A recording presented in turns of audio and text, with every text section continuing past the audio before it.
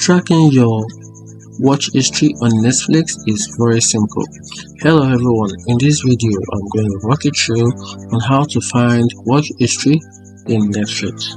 So if you want to find your watch history, or you want to go through your watch history in Netflix, here's a simple guide or step-to-step guide on how to do that. So the first thing you have to do is open your browser and go to Netflix, enter your email and your password to sign in.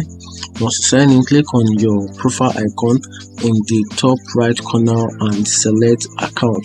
From the drop down menu, scroll down to the my profile section and click on viewing activities.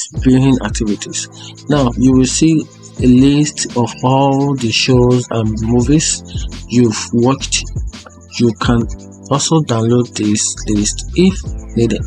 So if you want to download this to your device, you can also do that. But on that list, you'll find the list of movies, series, shows that you've watched. So far so good, and that's it. If you find this video helpful, turn on the notification bell and subscribe for more.